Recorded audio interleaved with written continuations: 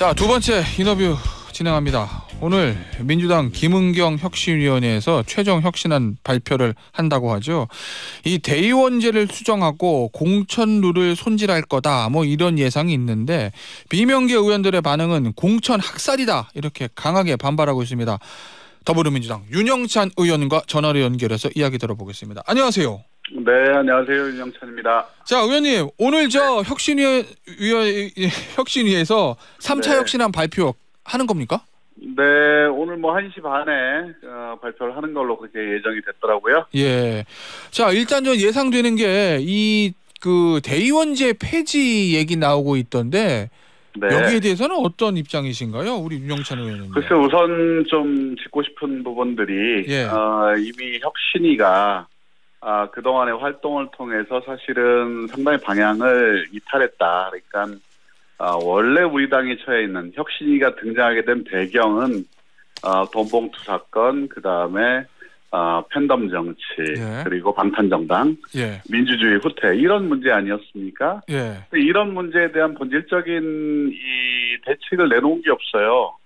그리고 오히려 논란을 가중시킬 수 있을 만한 사안들, 특히 정파적 시각에서 볼 수 있는 사안들, 이런 부분들을 계속해서 이야기를 하시면 사실은 혁신위가 이 길을 잃었다, 방향을 잃었다라는 지적을 안 할 수가 없는 거죠. 자, 그러면 혁신위는 왜 방향을 그쪽으로 잡았다고 보시는 건가요? 혁신을 위해서는 사실은 우리가 지난 1년 동안 해왔던 일들에 대한 반성에서부터 시작을 해야 되는 거죠. 그걸 이끌어왔던 체제, 즉 이재명 대표 체제에 대한 반성에서 시작을 해야 된다는 겁니다. 그런데 이런 부분들은 건들지 않겠다, 이렇게 선언을 해버렸거든요. 그러니까 혁신위는 할 일이 없는 거예요, 사실은.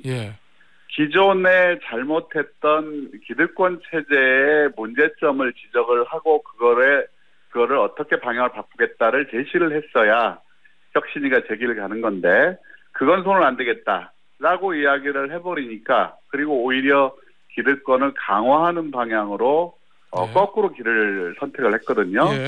그러면 혁신위가 맞닥뜨릴 수 있는 현실은 분명한 거죠. 길은 많이 있는데, 문도 많이 있는데 다 막아놓고 이 안에서만 우리는 움직이겠다. 이걸 선언한 것이죠. 알겠습니다. 자, 그 부분에 관해서 제가 이제 혁신위원 한 분과 인터뷰를 할 때 이재명 지키기 혁신이라는 세간의 평가도 있는데 어떻게 보십니까? 라는 질문에 대한 답변이 그런 측면이 있다. 다만 당원들이 선출한 당대표이기 때문에 탄핵 말고서는 당대표를 끌어낼 수가 없다.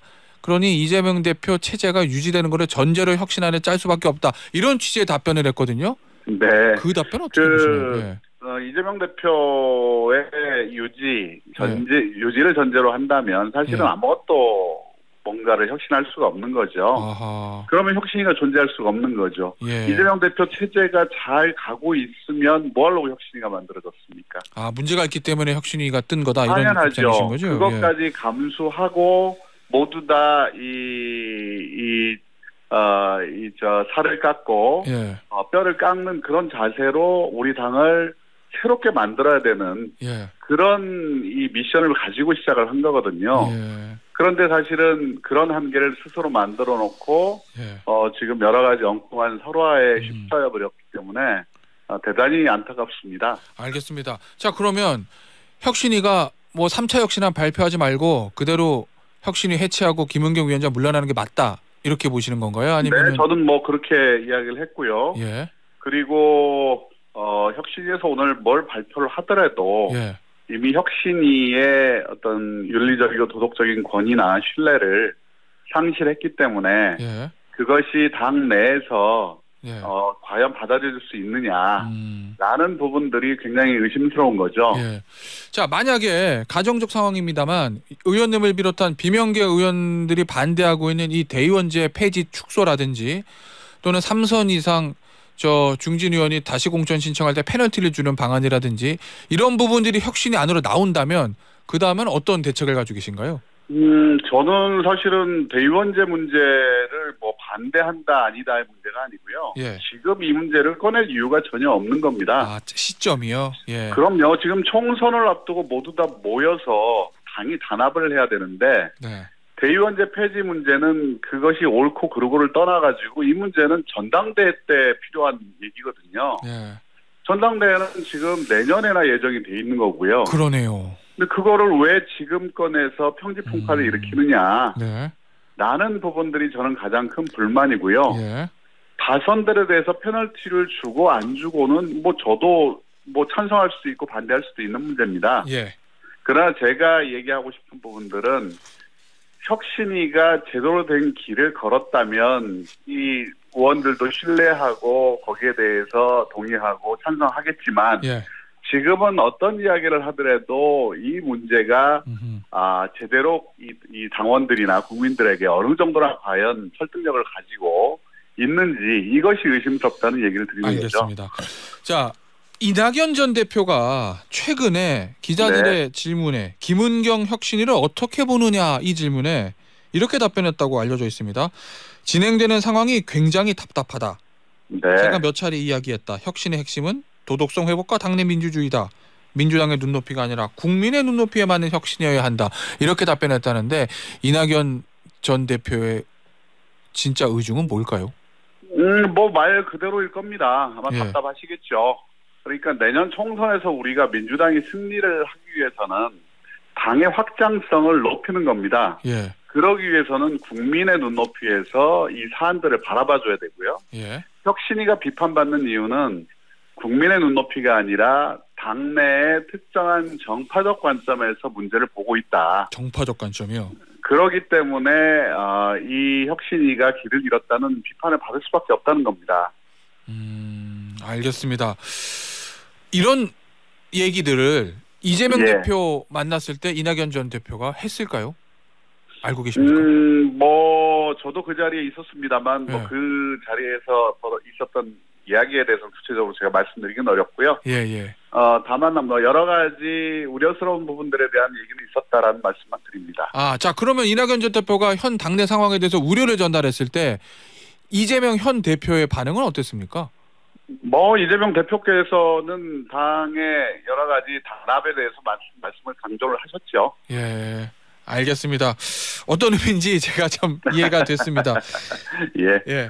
이 지난번에 저 의원님 출연하셨을 때도 제가 저 의원님 지역구에서 있었던 그 저 수박 퍼포먼스에 대해서 질문을 드렸는데 이번에도 아마 그 질문을 드려야 될 것 같습니다. 보니까 이재명 대표 강성 지지자들의 이른바 수박 규탄 집회라는 거. 9일에는 전해철 의원 지역구에서 벌어졌고 8일에는 우리 저 윤영찬 의원 지역구에서 벌어졌다는데 이게 사실은 이재명 대표가 강성 지지층을 향해서 하지 마라라고는 얘기를 한 거로 저는 기억을 하거든요. 언론 보도 보면. 그런데도 이런 집회가 계속되는 이유는 뭐라고 보세요? 글쎄요. 저는 지난번에 우리 저 후쿠시마 원전 관련해서 저희가 서명을 받았지 않습니까? 예. 그 옆에서 우리 지역에 출마하신다는 분이 수박을 먹는 장면 이거를 이제 뭐 이 페이스북에 올리고 해서 그거 가지고 논란이 된 적이 있었죠. 근데 당 윤리위에서 저희한테 연락이 왔어요. 이거에 대해서 의견서를 달라. 예. 그래서 의견서를 제출을 했는데 이미 그게 한 달이 넘었는데도 뭐 별다른 조치가 없더라고요. 아하. 사실 이 문제는 당이 요청해서 제가 낸 건데 근데 당이 요청해서 냈으면 거기에 대한 결말을 빨리 지어야 되는 거 아닙니까? 내용이 복잡한 것도 아니고. 그런데 그런 부분들로 보면 바깥으로 말씀하시는 부분과 실제 실행하는 부분들이 뭔가 차이가 있는 거 아니냐 라는 생각을 갖게 하는 거죠. 예, 알겠습니다. 자, 의원님. 네. 25일에 문재인 전 대통령과 만찬 참석하시죠? 아니요, 저는 참석 안 합니다. 청와대 출신이시잖아요. 그게 지난번에 평산책방이 5월달에 문을 열었고요. 예. 그리고 나서 의원들, 청와대 출신 의원들이 그러면 한번 방문해야 되는 거 아니냐.